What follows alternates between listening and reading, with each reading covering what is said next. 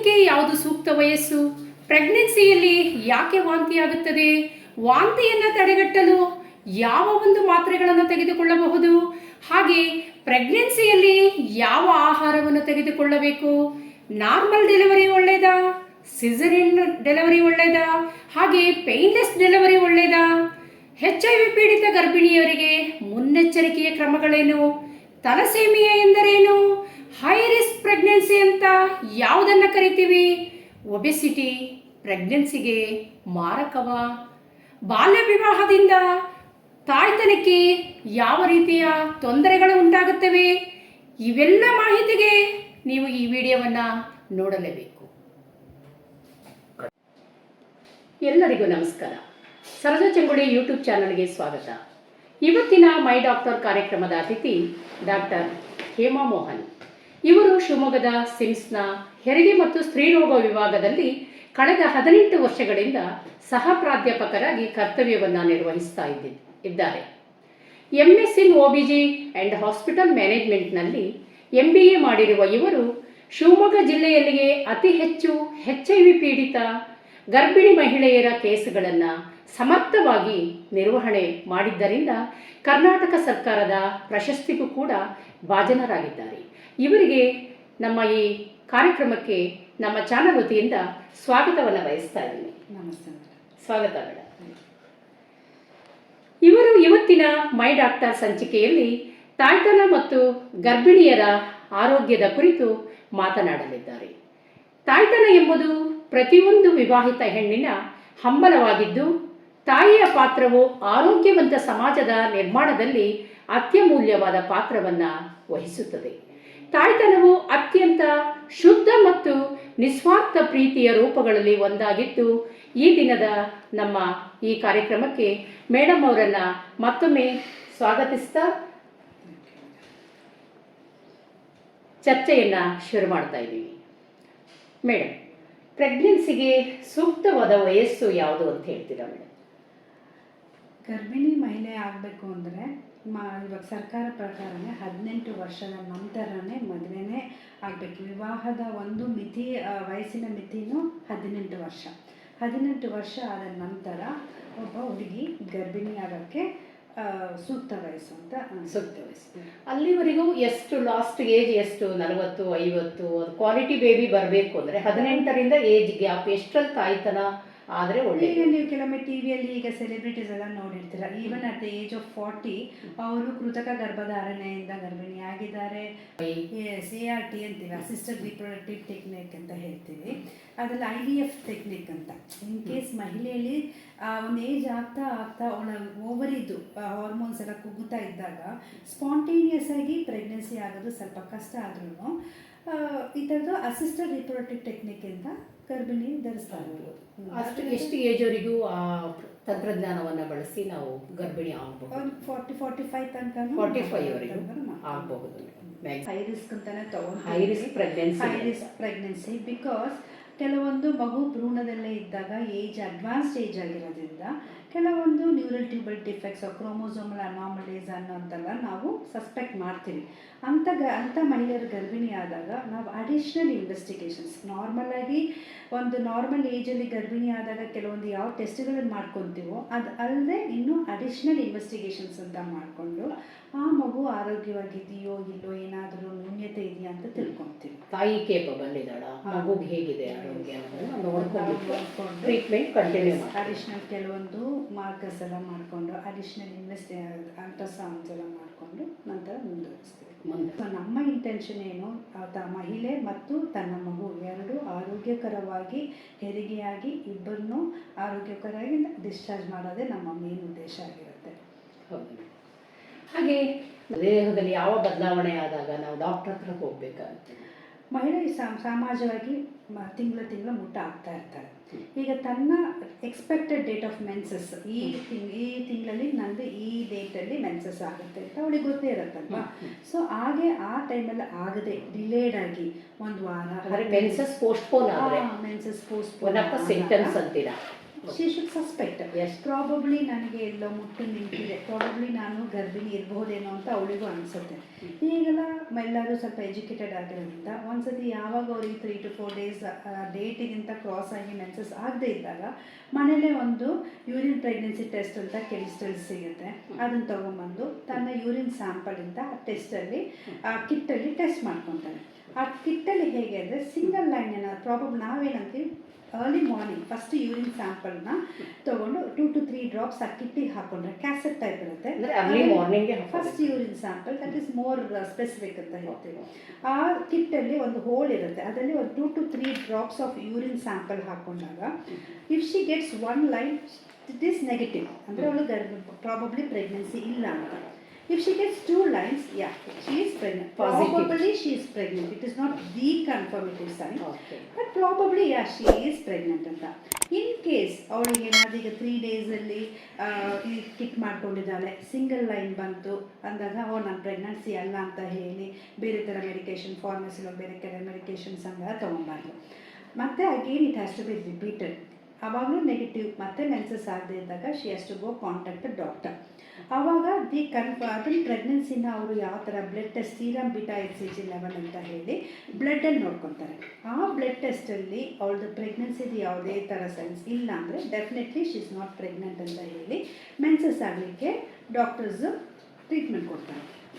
In case ಇಲ್ಲಿ negative ಅಲ್ಲಿ ಏನಾದರೂ ಬ್ಲಡ್ಡಲ್ಲಿ ಏನಾದರೂ ಹಾರ್ಮೋನ್ ಲೆವೆಲ್ ಜಾಸ್ತಿ ಆಯಿತು ಅಂದರೆ ಡೆಫಿನೆಟ್ಲಿ ಶಿ ಇಸ್ ಪ್ರೆಗ್ನೆಂಟ್ ಅಂತ ಕನ್ಫರ್ಮ್ ಆಗುತ್ತೆ. So self medication is not at all advised. Okay, ನಾನು ಪ್ರೆಗ್ನೆಂಟ್ ಇದ್ದೀನಿ ಅಂತ ಕನ್ಫರ್ಮ್ ಆದಮೇಲೆ ಯಾವ ರೀತಿ ನಾವು ಮೈಂಡ್ ಸೆಟ್ಟನ್ನು ಮಾಡ್ಕೋಬೇಕು? ಫಸ್ಟ್ ಆಫ್ ಆಲ್ ಅವಳಿಗೆ ಈಗ ಡಾಕ್ಟರ್ ಹತ್ರ ಯಾವಾಗ ತಂದು ಮೆನ್ಸಸ್ದು delayed cycle or missed period ಅಂತ ಆದಾಗ ಯಾವಾಗ ಡಾಕ್ಟರ್ ಹತ್ರ ಹೋಗ್ತಾಳೋ ಪ್ರಾಬ್ಲಿ ಅವಳಿಗೆ ಏನಂದರೆ ನೀವು ಹೇಳಿದಾಗೆ ಹಾಗೆ ಎಲ್ಲ ಮಹಿಳೆಯರಿಗೆ ಅದು ಬಹಳ ಉತ್ಸಾಹದಂತಹ ವಿಷಯ. ಸೊ ಅವರಿಗೆ ಸ್ವಲ್ಪ ತುಂಬ ಸುಸ್ತಾಗೋದಿರುತ್ತೆ, ಇಲ್ಲ ವಾಂತಿ ಆಗೋ ಹಾಗೆ ಸೆನ್ಸೇಷನ್, ಮಾರ್ನಿಂಗ್ ಸಿಕ್ನೆಸ್ ಅಂತಾರೆ. ಬಟ್ ಎಲ್ಲರಿಗೇನು ಮಾರ್ನಿಂಗ್ ಸಿಕ್ನೆಸ್ ಅಂತ ಆಗಬೇಕು ಅಂತೇನಿಲ್ಲ. ಹೆಚ್ಚು ಜನಕ್ಕೆ ಮಾರ್ನಿಂಗ್ ಸಿಕ್ನೆಸ್ ಆಗುತ್ತೆ, ಇನ್ನೂ ಕೆಲವರಿಗೆ ಈವ್ನಿಂಗ್ ಸಿಕ್ನೆಸ್ ಇರುತ್ತೆ, ಇನ್ನೂ ಕೆಲವರಿಗೆ ಹೋಲ್ ಡೇ ಸಿಕ್ನೆಸ್ ಇರುತ್ತೆ, ಇನ್ನು ಕೆಲವರಿಗೆ ನೋ ಸಿಕ್ನೆಸ್ ಇರಬಹುದು. ಸೊ ನಾವು ಗರ್ಭಿಣಿ ಅಂತ ಗೊತ್ತಾದ್ಮೇಲೆ ಆಹಾರ ಪದ್ಧತಿಯಲ್ಲಿ ಏನಾದರೂ ಬದಲಾವಣೆ ಮಾಡ್ಕೋಬೇಕಾಗುತ್ತೆ? Definitely. For the first 3 months totally ನಾವು ಈ ಪ್ರೆಗ್ನೆನ್ಸಿನ 9 months ಅಂತ ಡಿವೈಡ್ ಮಾಡ್ತೀವಿ. ಮೊದಲನೇ 3 ತಿಂಗಳು, ಮಧ್ಯ 3 ತಿಂಗಳು, ಲಾಸ್ಟ್ 3 ತಿಂಗಳು. ಸೊ ಇದಕ್ಕೆ ತ್ರೈಮಾಸಿಕ, 2ನೇ ತ್ರೈಮಾಸಿಕ, 3ನೇ ತ್ರೈಮಾಸಿಕ ಅಂತ ಅಂತೀವಿ. ನಾನು ಹೇಳ್ದಂಗೆ ಈ ಮೊದಲನೇ ತ್ರೈಮಾಸಿಕದಲ್ಲಿ ಅವಳ ಹಾರ್ಮೋನ್ಸ್ ಲೆವೆಲ್ಲ ಸ್ವಲ್ಪ ಜಾಸ್ತಿ ಆಗಿರೋದ್ರಿಂದ ನೋಡಲಿಕ್ಕೆ ಅವಳು ಮೇಲ್ಗಡೆ ಚೆನ್ನಾಗಿದ್ರು ಅವಳು ಮನಸ್ಸೊಳಗೆ ಏನೇನೋ ಅವಳಿಗೆ ಆ ಹಾರ್ಮೋನ್ ಲೆವೆಲ್ ಜಾಸ್ತಿ ಆಗಿರೋದ್ರಿಂದ ಅವಳಿಗೆ ಮೂಡಲ್ ವೇರಿಯೇಷನ್ಸ್, ಮೂಡ್ ಸ್ವಿಂಗ್ಸ್ ಇರ್ಬೋದು, ಸುಸ್ತು ಅಂತೆಲ್ಲ ಒಂಥರ ಅವಳ ಬಾಡಿಯಲ್ಲಿ ಗಿಡಿನೆಸ್ ಆಗುತ್ತೆ, ನಿದ್ದೆ ಬರುತ್ತೆ ಅಂಥವೆಲ್ಲ ಕೆಲವೊಂದು ಅವಳು ಎಕ್ಸ್ಪೀರಿಯನ್ಸ್ ಮಾಡ್ತಾ ಇರ್ತಾರೆ. ಸೊ ಆ ಟೈಮಲ್ಲಿ ನಾವು ಯಾವಾಗ ಒಂದ್ಸತಿ ಮಹಿಳೆಯರು ಕನ್ಫರ್ಮ್ ಆಗಿ ಪ್ರೆಗ್ನೆನ್ಸಿ ಆಗಿದ್ದಾರೆ ಅಂತ ಹೇಳಿದಾಗ ಫಸ್ಟ್ ಸೆಮಿಸ್ಟ್ರಲ್ಲಿ ನಾವೇನಂತೀವಿ ಒಳ್ಳೆ ಪೌಷ್ಟಿಕಾಂಶ ಆಹಾರ ತೊಗೊಬೇಕು ಅಂತ. ಈಗ ಅಷ್ಟೇ ಅಂದರೆ ಫಸ್ಟ್ 3 months ಸ್ವಲ್ಪ ವಾಮಿಟಿಂಗ್ ಸೆನ್ಸೇಷನ್ ಎಲ್ಲ ಜಾಸ್ತಿ ಅಂತ. ವಾಮಿಟಿಂಗ್ ಆದರೂ ಪರವಾಗಿಲ್ಲ, she has to keep her hydrated. ಚೆನ್ನಾಗಿ ನೀರೆಲ್ಲ ತೊಗೊಂಡು, ನೀರು ತೊಗೊಳಕ್ಕೆ ಅವಳಿಗೆ ಇಷ್ಟ ಆಗಿರ್ತಾ ಇದ್ರು ಆ ನೀರಿನ ಅಂಶದಲ್ಲಿ ಸ್ವಲ್ಪ ನಿಂಬೆ ಹಣ್ಣಿನ ರಸನೋ ಇಲ್ಲ ಏನೋ different to change her mind set ಅಷ್ಟೇ. ಸೊ ನೀರು ಜಾಸ್ತಿ ಕುಡ್ಕೊತಾ ಇರಬೇಕು. ಮತ್ತು ಪೌಷ್ಟಿಕಾಂಶ ಆಹಾರ ಅಂದರೆ if she is a vegetarian ಎಲ್ಲ ಥರ ವೆಜಿಟೇಬಲ್ಸ್ ಲೈಕ್ ಗಾಢವಾದ ಬಣ್ಣದ ತರಕಾರಿಗಳು, ಫಾರ್ ಎಕ್ಸಾಂಪಲ್ ಇದು ಕ್ಯಾಪ್ಸಿಕಮ್ ಆಗಿರ್ಬೋದು, ಕ್ಯಾರೆಟು, ಬೀಟ್ರೂಟ್ ಅಂಥವೆಲ್ಲ like it's a good vegetables ಅಂಥವು ಜಾಸ್ತಿ. ಮತ್ತು ಹಾಲು ಸಮೇತ ತೊಗೊಬೇಕು. ಬೆಳಗ್ಗೆ 1 ಗ್ಲಾಸ್, ಸಂಜೆ 1 ಗ್ಲಾಸ್ ಹಾಲು ತೊಗೊಂಡ್ರೂ ಉತ್ತಮನೇ. ನಂತರ ನಾವು ಆದಷ್ಟು ಅನ್ನೆಸೆಸರಿ ಟ್ರಾವೆಲಿಂಗ್ ಅನ್ನೋದನ್ನು ಅವಾಯ್ಡ್ ಮಾಡ್ಕೊಳ್ಳಿ ಅಂತೀವಿ. ಅವಳು ಸ್ವಚ್ಛತೆಯನ್ನು ಕಾಪಾಡ್ಕೋಬೇಕು. ಫಸ್ಟ್ 3 months ಸ್ವಲ್ಪ ಟ್ರಾವೆಲಿಂಗ್ ಅವಾಯ್ಡ್ ಮಾಡಿದ್ರೆ ಭಾರ ಎತ್ತದು, ಸ್ಟರ್ನೆಸ್ ವರ್ಕ್ ಎಲ್ಲ ಸ್ವಲ್ಪ ರೆಸ್ಟಲ್ಲಿ ಇದ್ರೆ ಒಳ್ಳೆಯದು. ಸ್ಟರ್ನೆಸ್ ವರ್ಕ್ ಎಲ್ಲ ಮಾಡಿದ್ರೆ ಒಳ್ಳೆಯದು. ಬಟ್ ಈಗ ಎಲ್ಲರೂ ಲೇಡೀಸ್ ಎಲ್ಲ ದೇ ಆರ್ ವರ್ಕಿಂಗ್ ವುಮನ್ ಆಗಲಿ ಸಂಭವ ಅದಕ್ಕೋಸ್ಕರ ಕೆಲಸ ಬಿಟ್ಟು 3 months ಮನೇಲೇ ಕೂತಿರು ಅಂತ ಹೇಳೋಕ್ಕಾಗಲ್ಲ. ಸ್ವಲ್ಪ ಬ್ಯಾಲೆನ್ಸ್ ಮಾಡ್ಕೊಂಡು ಸ್ವಲ್ಪ ಆಲ್ಟರ್ನೇಟಿವ್ ಏನಾದ್ರು ಇದ್ದಾಗ ಅದರದ್ದು ಒಂದು ಆಲ್ಟರ್ನೇಟಿವ್ ಐಡಿಯಾಸ್ ತೊಗೊಂಡು ಮಾಡ್ಕೊಂಡ್ರೆ ವರ್ಕ್ ಶೆಡ್ಯೂಲ್ ಸ್ವಲ್ಪ ರೀಸೆಟ್ ಮಾಡ್ಕೊಳ್ಳೋದು ಒಳ್ಳೆಯದು. ಅದಕ್ಕೆ ಫ್ಯಾಮಿಲಿ ಮೆಂಬರ್ಸು ತುಂಬ ಸಪೋರ್ಟ್ ಮಾಡಬೇಕು, ಅವರಿಗೆ ಟೈಮಲ್ಲಿ ಮಾಡಲೇಬೇಕು. ಎಸ್. ಹಾಗಾದರೆ ಈಗ ಒಂದು ಮೇಡಮ್ ಕಾಮನ್ ಆಗಿ ಈಗ ಕನ್ಸೀವ್ ಆಗ್ತಿದ್ದಂಗೆ ಒಮಿಟ್ ಸೆನ್ಸೇಷನ್ ಯಾಕೆ ಸ್ಟಾರ್ಟ್ ಆಗುತ್ತೆ? ಯಾವ ಹಾರ್ಮೋನ್ಸ್ ವೇರಿಯೇಷನ್? ನಮ್ದೆಲ್ಲ ಬೀಟಾ HCG ಅಂತ ಒಂದು hormone highly keeps on getting elevated. After 3 months ಆದ ನಂತರ ಅವಳ ರಕ್ತದಿಂದ ಅದು ಪ್ಲಸೆಂಟ ಅಂತ ಒಂದು ಒಳಗಡೆ ಕಸ ಅಂತ ಹೇಳ್ತೀವಲ್ಲ, ಅದು ಉತ್ಪಾದನೆ ಆಗಿ ಅದನ್ನು ಆ ಹಾರ್ಮೋನ್ಸ್ ಎಲ್ಲ ಅದು ಸೆಕ್ರೆಟ್ ಮಾಡ್ಕೊಳ್ಳೋಕೆ ಶುರುವಾದಾಗ ರಕ್ತದಲ್ಲಿ ಅದು ಕಡಿಮೆ ಆಗ್ತಾ ಇದ್ದಾಗ ಗೆಟ್ಸ್ ರಿಲೀವ್ಡ್ ಅಷ್ಟೇ. Okay okay. ಒಬ್ಬೊಬ್ಬರಿಗೆ ನೀವು ಆಗಲೇ ಹೇಳಿದಂಗೆ ಒಮಿಟ್ ಆಗ್ಬೋದು, ಆಗದೇನೋ ಇರ್ಬೋದು ಅಂತ ಹೇಳ್ತೀರಾ. ಆಮೇಲೆ ಮೇಡಮ್ ಈಗ ಎಷ್ಟು ತಿಂಗಳಿಗೊಮ್ಮೆ ನಾವು ಚೆಕಪ್ಪಿಗೆ ಹೋಗಬೇಕಾಗತ್ತೆ ಮೇಡಮ್ ಕನ್ಸೀವ್ ಆದಮೇಲೆ?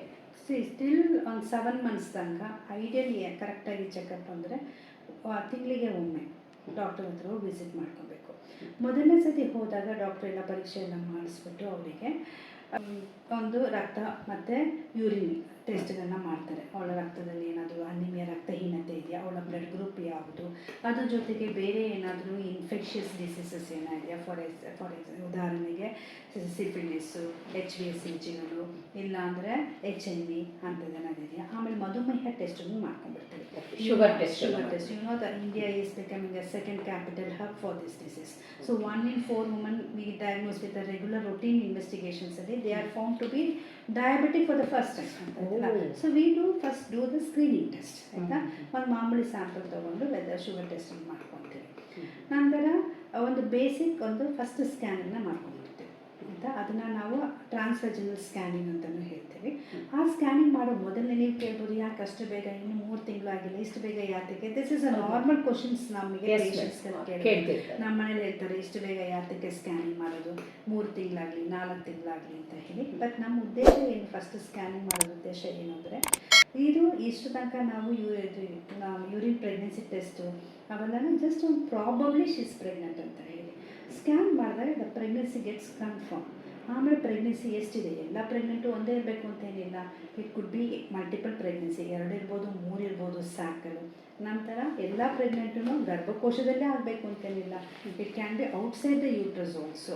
So that is called as ectopic pregnancy. Ectopic pregnancy site is fallopian tubes ಇರ್ತಾವಲ್ಲ, 2 ಟ್ಯೂಬ್ಸ್ ಇರ್ತಾವೆ, that's the most common site. So ಅಲ್ಲೇನಾದರೂ ಪ್ರೆಗ್ನೆನ್ಸಿ ಆಗಿದೆಯಾ, ಮತ್ತು ಆಗಿರೋ ಪ್ರೆಗ್ನೆನ್ಸಿ ಆರೋಗ್ಯವಾಗಿದೆಯೋ ಇಲ್ಲೋ, ಅದರದ್ದು ಹಾರ್ಟ್ ಬೀಟ್ ಎಲ್ಲ ಚೆನ್ನಾಗಿ ಬಂದಿದೆಯಾ, whether you can continue or not ಅಂತ ಹೇಳಿ ಡಿಸೈಡ್ ಮಾಡ್ತೀವಿ. ಈ ಎಕ್ಟೋಪಿಕ್ ಪ್ರೆಗ್ನೆನ್ಸಿ ಅನ್ನೋದು very dangerous. If it is detected in the early ಸಂಭವ ತುಂಬಾ ಬೇಗ ನಾವು ಕಂಡು ಹಿಡಿದ್ವಿ ಅಂದರೆ ಅದನ್ನು ನಾವು ಮೆಡಿಕಲ್ ಮ್ಯಾನೇಜ್ಮೆಂಟಲ್ಲೇ ಕ್ಲಿಯರ್ ಮಾಡ್ಕೊಬೋದು. ಇಲ್ಲ ಅಂದರೆ ತುಂಬ ಸ್ವಲ್ಪ ಅಡ್ವಾನ್ಸ್ಡ್ ಆಗಿತ್ತು, ಯಾವಾಗ ಹಾರ್ಟ್ ಬೀಟ್ ಎಲ್ಲ ಟ್ಯೂಬಲ್ಲಿ ಬರೋಕ್ಕೆ ಶುರು ಆಯಿತು ಅಂದರೆ ಮೆಡಿಕಲ್ ಮ್ಯಾನೇಜ್ಮೆಂಟ್ ಅಷ್ಟೇ ಎಫೆಕ್ಟಿವ್ ಆಗಿರೋದಿಲ್ಲ. Then we go for surgical. So that surgical in case ಅವಳಿಗೆ ಏನಾದರೂ ಈ ಟೆಸ್ಟ್ ಎಲ್ಲ ಆಗದೆ ಅವಳಿಗೆ ಏನಾದರೂ ಎಕ್ಟೋಪಿಕ್ ಪ್ರೆಗ್ನೆನ್ಸಿ, ಬಿಕಾಸ್ ಗರ್ಭಕೋಶ ಅನ್ನೋದು ಒಂದು ಎಲಾಸ್ಟಿಕ್ ಚೀಲ, ಎಷ್ಟು 9 months ತನಕ ಬೇಕಾದ್ರೆ ಊದ್ಕೊತಾ ಹೋಗುತ್ತೆ. ಟ್ಯೂಬ್ಸಿಗೆಲ್ಲನೂ ಆ ದೇವರು ಆ ನೇಚರ್ ಕೊಟ್ಟಿಲ್ಲ. ಒಂದ್ಸತಿ ಆಫ್ಟರ್ ಒಂದು 1.5-2 months ನಂತರ ಊದ್ಕೊತಾ ಹೋದಂಗ ಅದು ಕೆಪಾಸಿಟಿ ಇಟ್ಕೊಳ್ದೆ ಹೊಡ್ಕೊಳಕ್ಕೆ ಶುರು ಆಗುತ್ತೆ. ಆವಾಗ ಇಡೀ ರಕ್ತಸ್ರಾವ ಎಲ್ಲ ರಕ್ತಸ್ರಾವ ವೆರಿ ಡೇಂಜರ್ ವಿತಿನ್ ಫ್ಯೂ ವಿತ್ಸ್ ವೆರಿ ಗೋಲ್ಡನ್ ಮಿನಿಟ್ಸ್ ಅಂತ ಹೇಳ್ಬೋದು. Within 1 or 2 hours also we might lose up. So that's very very important detection. So ಹಾಗೇನೆ ಡಿಟೆಕ್ಟ್ ಆಗ್ತಂತೆ we just treat them as ಒಂಥರ ಎಮರ್ಜೆನ್ಸಿ ತಾನೇ ಟ್ರೀಟ್ಮೆಂಟ್ ಮಾಡಿಕೊಂಡು ಅದಕ್ಕೆ ಸಾಲ್ವ್ ಮಾಡ್ಕೊಂಡು ಹೋಗ್ತೀವಿ. That is the intention for doing ಇವೆಲ್ಲ ರೀಸನ್ಗಳು. ಇದಲ್ಲದೆ ಇಷ್ಟು ತನಕ ಬಹುತೇಕ ಮಹಿಳೆಯರು ಯಾರೂ ಹಾಸ್ಪಿಟಲ್ಸ್ಗೆಲ್ಲ ಅಷ್ಟು ಹೋಗಿರೋದಿಲ್ಲ, ಫಸ್ಟ್ ಟೈಮ್ ಪ್ರೆಗ್ನೆನ್ಸಿ ಆದಾಗ ಬರ್ತಾರೆ. ಇದಲ್ಲದೆ ಸ್ಕ್ಯಾನಿಂಗ್ ಮಾಡಿದಾಗ ಬೇರೆ ಏನಾದರೂ ಸಮಸ್ಯೆ ಅವ್ರಿಗೆ ಗರ್ಭಕೋಶದಲ್ಲಿ ಇದೆಯಾ ಅಂತಲೂ ತಿಳ್ಕೊಬೋದು. ಸೊ ಇದೆಲ್ಲ benefits of the first scanning. Friends, doctor ಹೇಳೋ ಪ್ರಕಾರ ಲ್ಯಾಕ್ಟೋಪಿಕ್ ಪ್ರೆಗ್ನೆನ್ಸಿ ಇದು ಏನಂದರೆ ಎಲ್ಲಿ ಮಗು ಗ್ರೋತ್ ಸ್ಟಾರ್ಟ್ ಆಗಬೇಕು ಆ ಜಾಗದಲ್ಲಿ ಆಗದೆ ಬೇರೆ ಪ್ಲೇಸಲ್ಲಿ ಮಗು ಗ್ರೋತ್ ಆದಾಗೂ ಆ ಒಂದು ನಾಳ ಒಡ್ಕೊಳ್ಳೋ ಸಾಧ್ಯತೆ ಇದೆ ಅಂತ ಹೇಳ್ತಾರೆ. ಓವರ್ ಬ್ಲೀಡಿಂಗ್ ಆಗುತ್ತೆ. ಹಾಗಾಗಿ ಮೊದಲ 3 monthsಲ್ಲಿ ನಾನೇನು ಪ್ರೆಗ್ನೆಂಟ್ ಆಗಿದ್ದೀನಿ ಓಕೆ ಅಂದ್ಕೊಂಡು ಮನೇಲಿ ಇರಬೇಡಿ. ದಯವಿಟ್ಟು ನೀವು ಪ್ರಥಮವಾಗಿ ಅಲ್ಟ್ರಾಸೌಂಡ್ ಸ್ಕ್ಯಾನಿಂಗನ್ನು ಮಾಡಿಸ್ಕೊಳ್ಳಿ. ಡಾಕ್ಟ್ರನ್ನ ಕನ್ಸಲ್ಟ್ ಖಂಡಿತ ಮಾಡಲೇಬೇಕು. ಯಾಕಂದರೆ ಗರ್ಭಿಣಿ ಅಂದ ತಕ್ಷಣ ಮಾಮೂಲಿ ಈಗಿನ ಫಾಸ್ಟ್ ಫುಡ್ಡು ಮತ್ತು ಈಗಿನ ಲೈಫ್ ಸ್ಟೈಲಲ್ಲಿ ಹೈ ರಿಸ್ಕ್ ಪ್ರೆಗ್ನೆನ್ಸಿಗಳೇ ಜಾಸ್ತಿ ಆಗ್ತಾ ಇದೆ. ಮತ್ತೆ ಚಿಕಿತ್ಸೆ ತುಂಬ ಒಳ್ಳೆಯದು ಅಂತೀರ ಫಸ್ಟ್ 3 months. ಮತ್ತು ಆದಷ್ಟು ನಾವು ಫಸ್ಟ್ 3 monthsಲ್ಲಿ ಬೇಸಿಕ್ ನಾವು ಟ್ರೀಟ್ಮೆಂಟ್ ಅಂತ ಕೊಡೋದೇನೆಂದರೆ ಫೋಲಿಕ್ ಆ್ಯಸಿಡ್ ಅಂತ ಒಂದು Folic tablet acid. Folic acid 5 mg ಕೊಡ್ತೀವಿ. ಅದು ಆದಷ್ಟು ಕೆಲವೊಂದು ಡಿಫೆಕ್ಟ್ಸ್ಗಳನ್ನ ಅವಾಯ್ಡ್ ಮಾಡುತ್ತೆ ಪಾಪುಗೆ. 5 milligrams very simple yellow colour small tablet once in a day ಕೊಡ್ತೀವಿ ಅಷ್ಟೇ. ಬಟ್ ಐಡಿಯಲಿ ನಮ್ಮ ಪ್ರಕಾರ, ನಮ್ಮ ಮೆಡಿಕಲ್ ಫೀಲ್ಡ್ ಪ್ರಕಾರ ಒಂದ್ಸತಿ when she plans for the pregnancy prior to that pre conception 3 months prior ಅವ್ರು ಬಂದು ಡಾಕ್ಟರ್ ಹತ್ರ ಕೇಳ್ಕೊಂಡು ಸಿವಿಯಾ ಪ್ಲಾನ್ ಅಂಥದ್ದು ನಾವು ಗರ್ಭಿಣಿ ಆಗಬೇಕು ಅಂತ ಬಯಸ್ತಾ ಇದ್ದೀವಿ ಹೀಗೆ ಅಂತ ಅಂದಾಗ ಆ ಪ್ರೀ ಕನ್ಸೆಪ್ಷನಲ್ಲೇ ನಾವು ಈ ಫೋಲಿಕ್ ಆ್ಯಸಿಡ್ ಟ್ಯಾಬ್ಲೆಟ್ನ ಅಡ್ವೈಸ್ ಮಾಡ್ತೀವಿ. Body preparation important to prevent the babies defect, chromosomal or neural tubal defect ಅಂತ ಹೇಳ್ತೀವಿ. ಕೆಲವೊಂದು ಡಿಫೆಕ್ಟ್ ನ್ಯೂನ್ಯತೆಗಳನ್ನ ಅವಾಯ್ಡ್ ಮಾಡ್ಕೊಳ್ಳೋಕ್ಕೋಸ್ಕರ ನಾವು ಈ ಫೋಲಿಕ್ ಆ್ಯಸಿಡ್ ಟ್ಯಾಬ್ಲೆಟ್ನ ಪ್ರೀ ಕನ್ಸೆಪ್ಷನಲ್ಲಿ ಆರ್ ಇನ್ ಕೇಸ್ ಅವ್ರು ಏನಾದರೂ ಮಿಸ್ ಆಗಿ ಪ್ರೆಗ್ನೆಂಟ್ ಆದಾಗ ನಮ್ಮ ಹತ್ರ ಫಸ್ಟ್ ಟೈಮ್ ಬಂದರೆ ಫಸ್ಟ್ 3 months ಅಂತೂ ನಾವು ಕಡ್ಡಾಯವಾಗಿ ಈ ಮಾತ್ರೆನ ಹಾಕ್ತೀವಿ. ಅಂದರೆ ಮಗು ಬೇಕು ಅಂತ ಹೇಳಿ ಬಯಸೋದು ಮಾನಸಿಕ ಸಿದ್ಧತೆ ಆದರೂ ಕೂಡ ದೈಹಿಕ ಸಿದ್ಧತೆಗೂ ಕೂಡ ವೆರಿ ಟ್ರೂ. ಮೊದಲೇ ನೀವು ಫಾಲಿಕ್ ಆ್ಯಸಿಡ್ ಟ್ಯಾಬ್ಲೆಟ್ ಅನ್ನು ಸೇವನೆ ಮಾಡ್ತೀರಾ. ಆಮೇಲೆ ಮೇಡಮ್ ಪ್ರತಿ ತಿಂಗಳು ಅಲ್ಟ್ರಾಸೌಂಡ್ ಸ್ಕ್ಯಾನಿಂಗ್ ಮಾಡಿಸ್ಕೋಬೇಕಾ ಪ್ರೆಗ್ನೆಂಟ್? ಏನು ಅವಶ್ಯಕತೆ ಇಲ್ಲ. ಈಗ ನಾನು ಹೇಳ್ದಂಗೆ ಫಸ್ಟ್ 1.5 to 2 months ಅಂದರೆ 6 to 7 weeks ಒಂದು ಸ್ಕ್ಯಾನ್ ಈಗ ಹೇಳಿದ್ನಲ್ಲ, ಅದ್ರದ್ದು ಅಡ್ವಾಂಟೇಜ್ ಯಾತಕ್ಕೆ ಏನು ಅಂತ ಈಗಷ್ಟೇ ಹೇಳಿದೆ. ಎರಡನೇ ಐಡಿಯಲಿ ನಾವೇನು ಮಾಡ್ಕೊತೀವಿ ಅಂದರೆ ಎರಡನೇದು 3.5 ತಿಂಗಳಲ್ಲಿ, that is for the NT scan ಅಂತೀವಿ, ನಕಲ್ ಟ್ರಾನ್ಸ್ಲೂಸೆನ್ಸಿ ಸ್ಕ್ಯಾನ್ ಅಂತ ಹೇಳ್ತೀವಿ. That is for the detect of some anomalies like Down syndrome ಅವೆಲ್ಲ ಏನಾದ್ರು ಇದೆಯಾ ಅಂತ ನೋಡ್ಕೊತೀವಿ. ನಂತರ ಐಡಿಯಲಿ ಅನಾಮಲಿ ಸ್ಕ್ಯಾನ್ ಅಂತ ಬರುತ್ತೆ. ಅನಾಮಲಿ ಸ್ಕ್ಯಾನ್ ಅನ್ನೋದು ನಾವು 18 to 20 to 22 weeksಲ್ಲಿ ಮಾಡ್ಕೊತೀವಿ ಅದನ್ನು. ಅಂದರೆ ಆವಾಗ ಅಲ್ಲಿ ತನಕ ಒಂದು ಮಗು ಕ್ಲೀನಾಗಿ ಅನ್ಕೊಂಡು ಒಂದು ಸ್ಥಿತಿಗೆ ಬಂದು ನಂತರ ಅರಳುವಂಥ ಟೈಮ್. ಸೊ ಎಲ್ಲ ಆರ್ಗನ್ಸ್ಗಳು ಆವಾಗಷ್ಟೇ ಎಲ್ಲನೂ ಸೃಷ್ಟಿಯಾಗಿರುತ್ತೆ. ಅದು ಆಗಿರೋದು ಸರಿ ಇದೆಯೋ ಇಲ್ಲೋ ಅಂತ ಹೇಳಿ ನಾವು ಅನಾಮಲಿ ಸ್ಕ್ಯಾನನ್ನು ಮಾಡ್ಕೊತೀವಿ. ನಂತರ if patients are quite comfortable ಅಂದರೆ ಒಂದು 7.5 months ಡಬಲ್ ಗ್ರೋತ್ ಸ್ಕ್ಯಾನ್ ಅಂತ ಮಾಡ್ತೀವಿ. ನಂತರ ಅವಳ ಎಕ್ಸ್ಪೆಕ್ಟೆಡ್ ಡೇಟ್ ಆಫ್ ಡೆಲಿವರಿ ಯಾವಾಗ ಅವಳ ಡೆಲಿವರಿ ಡೇಟ್ ಇರುತ್ತೋ ಅದಕ್ಕಿಂತ ಸ್ವಲ್ಪ ದಿವಸ ಮುಂಚೆ ಇನ್ನೊಂದು ಸ್ಕ್ಯಾನ್ ಮಾಡ್ಕೊತೀವಿ. How is the baby well being inside, ಅದರದ್ದು ಬ್ರೀದಿಂಗ್ ಹೆಂಗಿದೆ, ಟೋನ್ಸ್ಗಳು ಹೇಗಿದೆ, ಅದರ ಸುತ್ತಮುತ್ತಲ ನೀರಿನ ಪರಿಸ್ಥಿತಿ ಹೇಗಿದೆ ಎಲ್ಲನೂ ಒಂದ್ಸತಿ ನೋಡ್ಕೊತೀವಿ. Okay, every month ultrasound scanning no need. ಪಾಪ ಪೇಷಂಟ್ಸಿಗೆ ಕೆಲವೊಮ್ಮೆ ಕಡಿಮೆ ಅಂತ ಅಂದರೆ ಇದೆಲ್ಲ ನಾನು ಇಷ್ಟು ಹೇಳಿ ಸ್ಕ್ಯಾನನ್ನು ಮಾಡ್ಲಿಕ್ಕೆ ಕಷ್ಟ ಆದ್ರೂ ಐಡಿಯಲಿ 1 ಸ್ಕ್ಯಾನ್ ಅಂತೂ is a must, that is anomaly scan ಅಂತೂ ಮಾಡಿಸ್ಕೊಳ್ಳೇಬೇಕು. ಓಕೆ. ಆಮೇಲೆ ನಿರಂತರವಾಗಿ ಕೆಲವರಿಗೆ 9 month ಕೂಡ ಕಂಟಿನ್ಯೂಯಸ್ ಆಗಿ ವಾಂತಿ ಇದ್ದು ಫುಡ್ ಸೇರೋದಿಲ್ಲ, ನೀರು ಕುಡಿದ್ರೂ ವೊಮಿಟ್ ಆಗುತ್ತೆ, ಹಾಲು ಕುಡಿದ್ರೂ ವೊಮಿಟ್ ಆಗುತ್ತೆ. ಆವಾಗ ವೊಮಿಟ್ ಸ್ಟಾಪ್ ಆಗಲಿಕ್ಕೆ ಏನಾದರೂ ಟ್ಯಾಬ್ಲೆಟ್ಗಳನ್ನು ಪ್ರಿಫರ್ ಮಾಡ್ತೀರಾ ಮೇಡಮ್? ಫಸ್ಟ್ ಆಫ್ ಆಲ್ ಅವಳ ಮಾನಸಿಕವಾಗಿ ನಾವು ಸ್ವಲ್ಪ ಧೈರ್ಯ ಮಾಡಿಸ್ತೀವಿ ಆಯಿತಾ.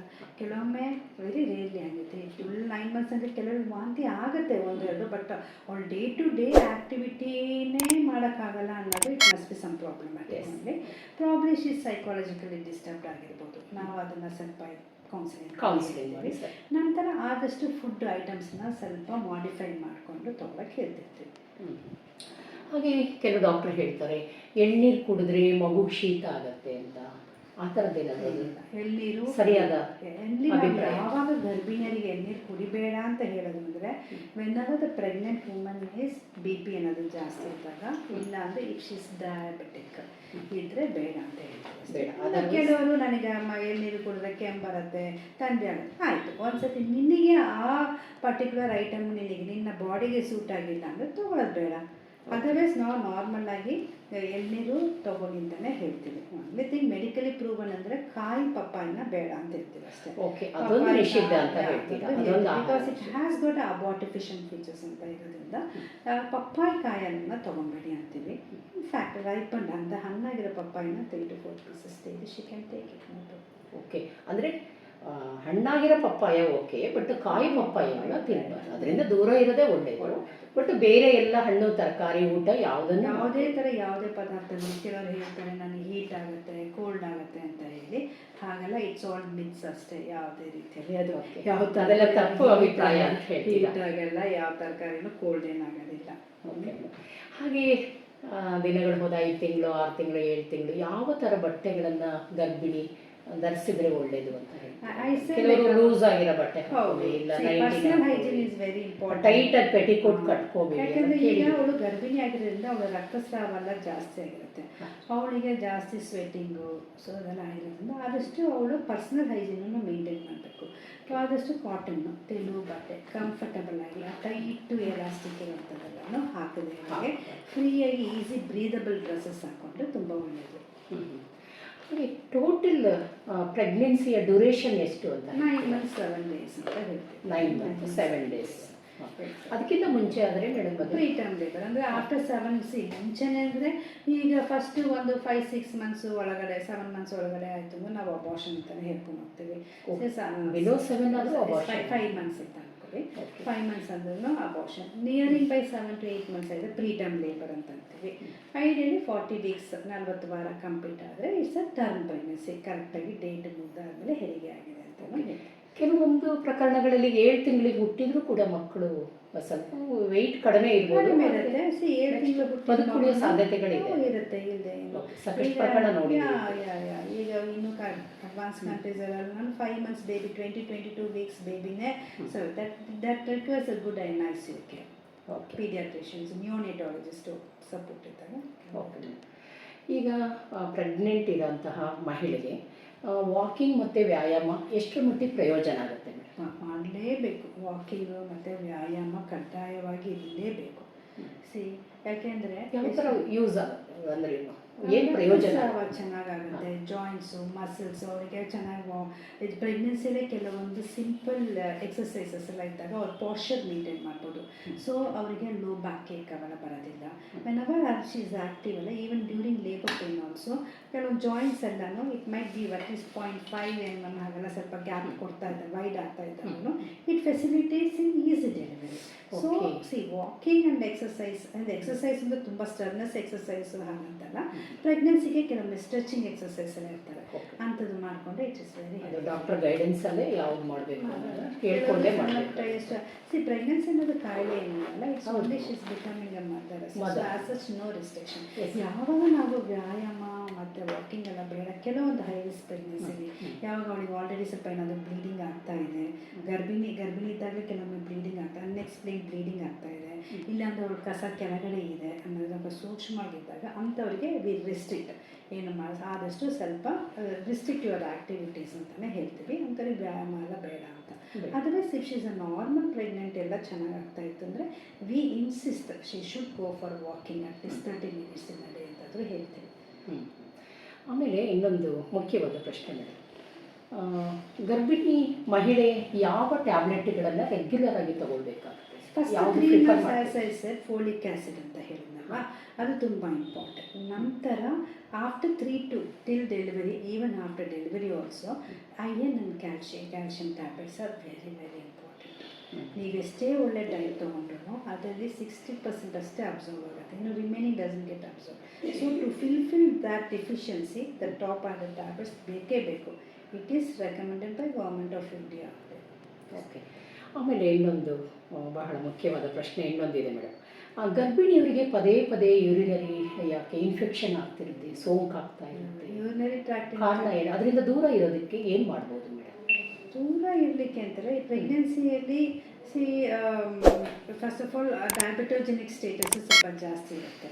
Plus on the whole like ಸ್ವಲ್ಪ ಇಮ್ಯೂನ್ ಸಿಸ್ಟಮ್ ಸ್ವಲ್ಪ ಲೋ ಇರೋದ್ರಿಂದ ಆ ಹೋಲಿಂದ ಸ್ವಲ್ಪ she will act the infection. ಅದನ್ನು ತಡೆಗಟ್ಬೋದು ಅಂದರೆ ಮತ್ತೆ ವೆನೆವರ್ ಶಿ ಗೋಸ್ ಟು ಬಾತ್ರೂಮ್ನೆಲ್ಲ ಇದ್ದಾಗ ಕ್ಲೀನಾಗಿ ಮಾಡ್ಕೊಂಡ್ಬರ್ಬೇಕು. ನಂತರ ನೀರು ಜಾಸ್ತಿ ಕುಡ್ಕೊಂಡು ಆದಷ್ಟು ಪದೇ ಯೂರಿನೇಟ್ ಮಾಡ್ತಾಯಿದ್ರೆ ಶಿ ಕ್ಯಾನ್ ಅವಾಯ್ಡ್. ಅವಳಿಗೆ ಯಾವಾಗಾದ್ರೂ ಊರಿನ ಮೂತ್ರ ಮಾಡಬೇಕಾದ್ರೆ ನೋವು ಇಲ್ಲ ಬೈ ಮಿಸ್ಟೇಕ್ ಮೂತ್ರದಲ್ಲಿ ಏನಾದ್ರೂ ರಕ್ತಸ್ರಾವ ಏನಾದ್ರು ಹಂಗಾಯಿತು ಅಂದರೆ immediately she should go on consult. ಇವಾಗ ಬಿಗಿನಿಂಗ್ ಆಫ್ ದ ಪ್ರೆಗ್ನೆನ್ಸಿಲಿ UTI ಟ್ರೀಟ್ ಮಾಡದೇ ಇದ್ದರೆ it might go in abortion or in between the pregnancy ಆದರೆ ಅಂದರೆ ಒಂದು 7 ತಿಂಗಳಿಗೇ ಅವಳ ನೆತ್ತಿ ನೀರು ಹೊಡ್ಕೊಬೋದು. ಪ್ರೀ ಲೇಬರ್ ಅಬ್ಸರ್ವ್ ಮೆಂಬ್ರೇನ್ಸ್ ಅಂತ ಹೇಳ್ತೀವಿ, ಇಲ್ಲ ಪ್ರೀ ಟರ್ಮ್ ಲೇಬರನ್ನು ಆಗ್ಬೋದು. ಸೊ ಅದಕ್ಕೆ ಅವಳಿಗೆ ಏನಾದರೂ ಯೂರಿನರಿ ಪ್ರಾಬ್ಲಮ್ಸು ಚಳಿ ಜ್ವರ ಏನಾದರೂ ಬಂತು ಅಂದರೆ immediately she should go and talk to the doctor. ಈಗ ತಾಯಿಗೆ ಬಂದಿರೋ ಸೋಂಕುಗಳು ಹೊಟ್ಟೆಯಲ್ಲಿ ಬೆಳೀತಿರುವಂತಹ ಭ್ರೂಣದ ಮೇಲೆ ಏನಾದರೂ ಪ್ರಭಾವ ಬೀರುತ್ತಾ ಮೇಡಮ್? ಅಂದ್ರೆ ಕೆಲವೊಂದು ಸಿಂಪಲ್ ಇನ್ಫೆಕ್ಷನ್ಸ್ ಎಲ್ಲ ಅಷ್ಟು ಪ್ರಭಾವ ಬೀರೋದಿಲ್ಲ. ಕೆಲವೊಂದು ಈಗ ಸೆಕ್ಚುಲಿ ಟ್ರಾನ್ಸ್ಮಿಟೆಡ್ ಡಿಸೀಸಸ್ ಎಲ್ಲ ಇರುತ್ತೆ. ಸೊ ಅದಕ್ಕೆ ನಾವು ಬಿಗಿನಿಂಗಲ್ಲೇ ಅದನ್ನೆಲ್ಲ ಸ್ಕ್ರೀನಿಂಗ್ ಮಾಡಿಕೊಂಡು ಅದಕ್ಕೇನಾದ್ರು ಹಾಗೇನಾದರೂ ಪಾಸಿಟಿವ್ ಅಂತ ಬಂತು ಅಂದರೆ ಹೆಚ್ ಐ ವಿ ಎಲ್ಲ ಬಂತಂದರೆ ನಾವು ರೆಗ್ಯುಲರ್ ಆಗಿ ಅದನ್ನು ICDC ಸೆಂಟರ್ HIV ಸೆಂಟರ್ಗೆ ಕರೆಸ್ಬಿಟ್ಟು ಅವ್ರಿಗೆ ಚೆಂದ ಮಾಡಿ ಕೌನ್ಸಿಲಿಂಗ್ ಮಾಡಿಬಿಟ್ಟು she has to take this medicine compulsory at least so that she can prevent the transmission to the baby ಅಂತ ಹೇಳಿ ಕೌನ್ಸಿಲ್ ಮಾಡಿ ಟ್ರೀಟ್ಮೆಂಟ್ ಎಲ್ಲ ಹಾಕ್ತೀವಿ. ಸೊ ನಮ್ಮಲ್ಲಿ ಇಲ್ಲಿ ತನಕ ಎಷ್ಟು HIV ಪ್ರೆಗ್ನೆಂಟ್ ವುಮನ್ ನಮ್ಮದರೆಲ್ಲ ಡೆಲಿವರಿ ಮಾಡಿದ್ದೀವಿ. I think transmission rate is absolutely zero ಅಂತಲೇ ಹೇಳ್ಬೋದು. ಬಿಕಾಸ್ ನಮ್ಮ HIV ಸೆಂಟರ್ ತುಂಬ ಚೆನ್ನಾಗಿ ವರ್ಕ್ ಆಗುತ್ತೆ, ಕೌನ್ಸಿಲಿಂಗ್ ಮಾಡ್ತಾರೆ, ಟ್ಯಾಬ್ಲೆಟ್ಸ್ ಕರೆಕ್ಟಾಗಿ ಬೈ ಮಿಸ್ಟೇಕ್ ಅವ್ರೇನಾದರೂ ಮಿಸ್ ಮಾಡಿದ್ರು ಫೋನ್ ಮಾಡಿ ಕರೆಸಿ ಮಾತ್ರೆಗಳೆಲ್ಲ. ಅಂದರೆ ಶಿವಮೊಗ್ಗ ಮೆಗನ್ ಹಾಸ್ಪಿಟಲ್ಲಿ HIV ರಿಲೇಟೆಡ್ ಸರಿಯಾದ ಡಾಕ್ಟ್ರುಗಳು ಇದ್ದಾರೆ, ಫೆಸಿಲಿಟೀಸ್ ಎಲ್ಲ ಇದೆ. ಸೆಂಟರ್ ಎಲ್ಲ ತುಂಬ ಚೆನ್ನಾಗಿದೆ, ಕೌನ್ಸಿಲಿಂಗ್ಸ್ ಎಲ್ಲ ಚೆನ್ನಾಗಿದೆ. HIV ಪಾಸಿಟಿವ್ ಇರೋರಿಗೆ ಪ್ರೆಗ್ನೆನ್ಸಿ ಎಷ್ಟು % ರಿಸ್ಕ್ ಅಂತ ಹೇಳ್ತೀವಿ ಮೇಡಮ್?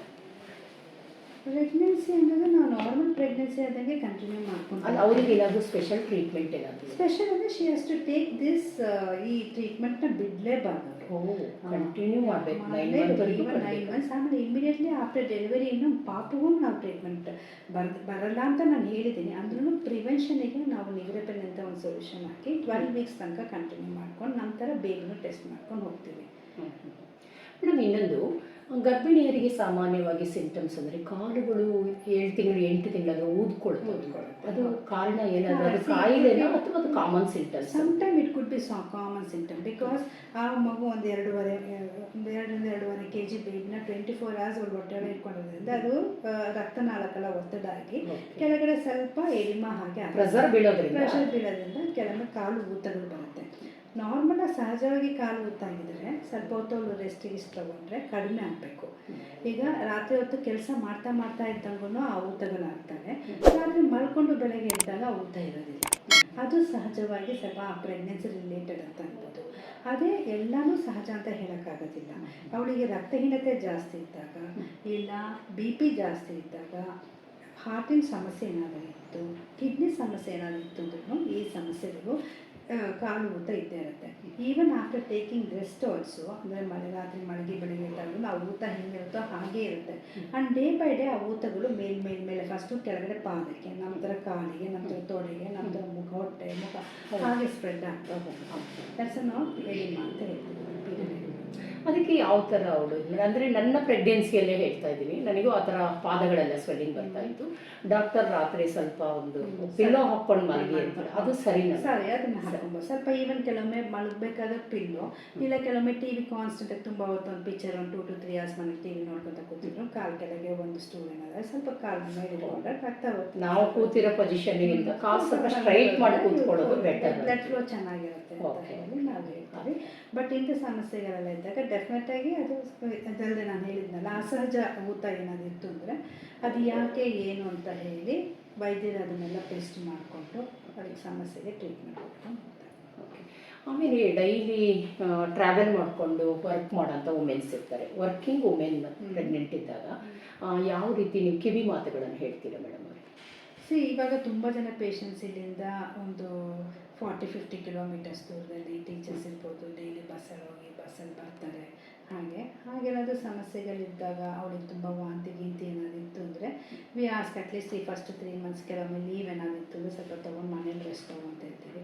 ಹಾಗೆ ಅವಳಿಗೆ ಲೀವು ಆಗಲ್ಲ, ಇಲ್ಲ ಪರಿಸ್ಥಿತಿಯಲ್ಲಿ ಅವಳು ರಜೆ ತೊಗೊಳಕ್ಕಾಗೋಂಥ ಪರಿಸ್ಥಿತಿ ಇತ್ತು ಅಂದರೆ ಆದಷ್ಟು ಬೇರೆ ವಿಚವ ನಿನ್ನ ಕೆಲಸ ಹೌದಾ ಬಸ್ ಹತ್ತಿದೆಯಾ 10 ನಿಮಿಷ ಮುಂಚೆನೇ ರೆಡಿಯಾಗಿ ಹೋಗಿ ನಿಧಾನವಾಗಿ ಹತ್ಕೊಂಡು ಮತ್ತೆ ಸೀಟು ಹಾಕಿಕೊಂಡು ಕೂತ್ಕೊಂಡು ಹೋಗುವಂಥ ಎಷ್ಟಾಗುತ್ತೋ ಅಷ್ಟು ಮುಂಜಾಗ್ರತೆಯಿಂದ ಮಾಡ್ಕೊ. ಕೆಲವೊಂದು ಅಂದರೆ ಇವಾಗ ಯೂಶಲಿ ಟಿಫಿನ್ ಬಾಕ್ಸ್ ತೊಗೊಂಡು ಹೋಗ್ತಾರೆ, ಜೊತೆಗೆ ಸ್ವಲ್ಪ ಸ್ಯಾಲಡ್ಸ್, ವೆಜಿಟೇಬಲ್ಸ್ ಸ್ಯಾಲಡ್ಸ್, ನ್ಯೂಟ್ರಿಷನ್ ಫುಡ್ಗಳು ತೊಗೊಂಡು ಪದೇ ಜೊತೆ ನೀರು ಜಾಸ್ತಿ ಕುಡಿ. ಜಂಕ್ ಫುಡ್ಸ್ನ ಆದಷ್ಟು ಅವಾಯ್ಡ್ ಮಾಡ್ಕೊಳ್ಳಿ. ಬೆಳಗ್ಗೆ ಒಳ್ಳೆ ತಿಂಡಿ, ಮಧ್ಯಾಹ್ನ ಸೊ ಒಂದೇ ತಿಂಡಿನ ಒಂದೇ ಸಮಯ ತಿನ್ನೋಕ್ಕಿಂತನೂ ಎಲ್ಲ ಫುಡ್ಡನ್ನು ಬ್ರೇಕ್ ಮಾಡಿಕೊಂಡು ಒಂದು 2 ಗ್ಯಾಪಲ್ಲಿ 1 ಗಂಟೆ 2 ಗಂಟೆ ಫ್ರೀಕ್ವೆಂಟ್ ಮೀಲ್ಸ್ ತೊಗೊಳ್ತಾ ಇದ್ದರೆ ಒಳ್ಳೆಯದು. ಸೊ ವರ್ಕಿಂಗ್ ವುಮನಿಗೆ ಏನೋ ಸಣ್ಣ ಬ್ಯಾಗಲ್ಲೇ ಎಲ್ಲ ತುಂಬಿಸ್ಕೊಂಡು ಹೋಗ್ಬೇಕಾಗತ್ತೆ ಅವಳು. ಸೊ ಲೆಟ್ ಮೇಕ್ ಒಂದು ಸ್ಮಾಲ್ ಬಾಕ್ಸ್ ಒಂದು 2-3 ಸ್ಮಾಲ್ ಬಾಕ್ಸ್ ಒಂದು ಸ್ಯಾಲಡ್ಸ್ ಇರ್ಬೋದು, ಅಂದರೆ ವೆರೈಟಿ ತೊಗೊಂಡು ಹೋದ್ರೆ ಫ್ರೂಟ್ಸ್ ತಿನ್ನೋಕ್ಕೂ ಇರ್ಬೋದು, ಒಂದು ಖುಷಿ ಸ್ಪ್ರೌಟ್ಸ್ ಇರ್ಬೋದು, ಮೊಳಕೆ ಹೊಡೆದಿದ್ದು ಕಾಳುಗಳಿರ್ಬೋದು, ಸೊ ಡೈರೆಕ್ಟ್ ಡ್ರೈ ಫ್ರೂಟ್ಸ್ಗಳಂತೆ. ಹಾಗೇನಾದ್ರು ಮಧ್ಯದಲ್ಲಿ ಸ್ವಲ್ಪ ಏನಾದ್ರು ತೊಗೊಂಡು ನೀರು ಜಾಸ್ತಿ ಕುಡ್ಕೊ. ಟಾಯ್ಲೆಟ್ನ ಕ್ಲೀನಾಗಿ ಅಂದರೆ ಯೂಸ್ ಮಾಡ್ಕೊಳ್ಳೋಕ್ಕಿಂತ ಮುಂಚೆ ಚೆನ್ನಾಗಿ ನೀರೆಲ್ಲ ಹಾಕ್ಕೊಂಡು ಚೆನ್ನಾಗಿ ಆದಷ್ಟು ಹೈಜೀನ್ ಮೇಂಟೈನ್ ಮಾಡಬೇಕು, ಅದರಿಂದ ಇನ್ಫೆಕ್ಷನ್ಗಳನ್ನು ತಡೆಗಟ್ಕೋಬೋದು. ಹಾಗೆ ಮೇಡಮ್, ಇನ್ನೊಂದು ಮುಖ್ಯವಾದ ಪ್ರಶ್ನೆ ಅಂದರೆ ಪ್ರೀ ಎಕ್ಲಂಸಿಯಾ ಅಂದರೆ ಏನು ಮೇಡಮ್? ಅದು ಯಾಕೆ danger? See, pre eclampsia, diabetes mellitus, asthma, ಇವೆಲ್ಲ ಮೆಡಿಕಲ್ ಡಿಸಾರ್ಡರ್ಸ್. ಸಿ, ಪ್ರೆಗ್ನೆನ್ಸಿಯಲ್ಲಿ ಅವಳು ಆ್ಯಕ್ಚುಲಿ ಬಿಫೋರ್ ಪ್ರೆಗ್ನೆಂಟ್ ಅವಳಿಗೇನು ಬಿ ಪಿ ಎಲ್ಲ ಇರೋದಿಲ್ಲ. ಬಟ್ ಪ್ರೆಗ್ನೆನ್ಸಿ ಆಫ್ಟರ್ 5.5 months ನಂತರ ಶಿ ವಿಲ್ ಸ್ಲೋಲಿ ಡೆವಲಪ್, ಸ್ವಲ್ಪ ಬಿ ಪಿ ಜಾಸ್ತಿ ಆಗುತ್ತೆ, ಕಾಲು ಊಟ. It's a very very that's increasing troublesome for us now. ಈಗ ಪ್ರೀ ಎಕ್ಲಾಂಸಿ ಅಂತ ಹೇಳ್ತೀವಿ. ಅದನ್ನು ನಾವು ಸ್ವಲ್ಪ ತುಂಬ ಹೈ ರಿಸ್ಕ್ ಪ್ರೆಗ್ನೆನ್ಸಿ ಅಂತಲೇ ಅದನ್ನು ಕನ್ಸಿಡರ್ ಮಾಡಿಕೊಂಡು ತುಂಬ ಕೇರ್ಫುಲ್ಲಾಗಿ ಅವ್ರನ್ನ ಅಬ್ಸರ್ವ್ ಮಾಡಿಕೊಂಡು ತಾಯಿಗೂ ಮತ್ತು ಮಗುವಿಗೂ ಯಾವುದೇ ಥರ ತೊಂದರೆ ಆಗದೇ ಇರುವಂಗೆ ಮುಳ್ಳಿನ ಗೋಡೆ ಮೇಲೆ ನಡೆದ ಹಾಗೆ ಟ್ರೀಟ್ಮೆಂಟ್ ಕೊಟ್ಕೊತ ಹೋಗ್ತೀವಿ. ತುಂಬ ಕೇರಿಂಗ್ ಅಲ್ಲೇ ತುಂಬ ಕಾಂಪ್ಲಿಕೇಶನ್ಸ್ ಜಾಸ್ತಿ ಇರ್ತವೆ. ಡೇ ಬೈ ಡೇ ಕಾಂಪ್ಲಿಕೇಶನ್, ಇವತ್ತು ಚೆನ್ನಾಗಿದ್ದವ್ರು ನಾಳೆ ಮತ್ತೇನೋ ಕಾಂಪ್ಲಿಕೇಶನ್ಸ್ಗಳು ತುಂಬ ಜಾಸ್ತಿ ಇರ್ತವೆ. ಅದ್ರದ್ದು ಟ್ರೀಟ್ಮೆಂಟ್ ಎಲ್ಲ ಸ್ವಲ್ಪ ವಿಭಿನ್ನವಾಗಿರುತ್ತೆ. ಹಾಗೆ ಫ್ರೆಂಡ್ಸ್, ಇದುವರೆಗೂ ನನ್ನ ಚಾನಲನ್ನು ನೋಡ್ತಾ ನನ್ನನ್ನು ಪ್ರೋತ್ಸಾಹಿಸ್ತಾ ಬಂದಿದ್ದೀರಾ. ಇದೇ ರೀತಿ ಪ್ರೋತ್ಸಾಹ ಇನ್ನು ಮುಂದೆ ನಿಮ್ಮಿಂದ ನಿರೀಕ್ಷೆಯನ್ನು ಮಾಡ್ತಾ ಇದ್ದೀನಿ. ಹಾಗೆ ಸರೋಜಾ ಚಂಗೊಳ್ಳಿ ಲೀಗಲ್ ಹಬ್ ಚಾನಲಲ್ಲಿ ಇನ್ನು ಮುಂದೆ ಕೇವಲ ಕಾನೂನಿನ ಮಾಹಿತಿಗಳಷ್ಟೇ ಅಲ್ಲ, ಆರೋಗ್ಯಕ್ಕೆ ಸಂಬಂಧಪಟ್ಟಂತಹ ಹಾಗೆ ವಿವಿಧ ಗಣ್ಯರೊಂದಿಗೆ ಮಾತುಕತೆ ಈ ಒಂದು ಚಾನಲ್ನಲ್ಲಿ ಮೂಡಿಬರಲಿದೆ. ಇದೇ ರೀತಿ ನಿಮ್ಮ ಸಲಹೆ ಸಹಕಾರಗಳನ್ನು ಕಾಮೆಂಟ್ ಬಾಕ್ಸಲ್ಲಿ ಬರೆದು ತಿಳಿಸಿ ಅಂತ ಹೇಳ್ತೀನಿ. ಫ್ರೆಂಡ್ಸ್, ನೀವು ಇದುವರೆಗೂ ನನ್ನೊಂದಿಗೆ ತಾಯ್ತನದ ಬಗ್ಗೆ ಮತ್ತು ಹೆರಿಗೆಯ ಬಗ್ಗೆ ಸವಿಸ್ತಾರವಾಗಿ ಮಾತನಾಡಿರುವಂತಹ ಡಾಕ್ಟರ್ ಹೇಮಾ ಮೇಡಮ್ ಅವರನ್ನು ಸಂಪರ್ಕಿಸಬೇಕು ಅಂತಂದರೆ ಸಾಯಂಕಾಲ 5 ಗಂಟೆಯಿಂದ 9 ಗಂಟೆಯವರೆಗೆ Sumohana nursing home, 3rd cross, Achyutarao layout, Shivamogga. ಇಲ್ಲಿ ಸಾಯಂಕಾಲ 5 ಗಂಟೆಯಿಂದ 9 ಗಂಟೆಯವರೆಗೆ ಇವರು ನಿಮಗೆ ಲಭ್ಯ ಇರ್ತಾರೆ. ಫ್ರೆಂಡ್ಸ್, ನೀವು ಡಾಕ್ಟರ್ ಹೇಮಾ ಮೇಡಮ್ ಅವರನ್ನು ಸಂಪರ್ಕ ಮಾಡಬೇಕು ಅಂದರೆ ನಾನು ಡಿಸ್ಕ್ರಿಪ್ಷನ್ ಬಾಕ್ಸಲ್ಲಿ ಮೇಡಮ್ ಅವರ ನಂಬರನ್ನು ಹಾಕಿರ್ತೀನಿ. ತಾವು ಆ ನಂಬರನ್ನು ಸಂಪರ್ಕಿಸಿ ಅವರ ಅಪಾಯಿಂಟ್ಮೆಂಟನ್ನು ಪಡ್ಕೊಳ್ಬೋದು ಅಂತ ಹೇಳ್ತಾ ಈ ವಿಡಿಯೋವನ್ನು ಮುಗಿಸ್ತಾ ಇದ್ದೀನಿ. Keep watching Saroja Changolli legal hub channel.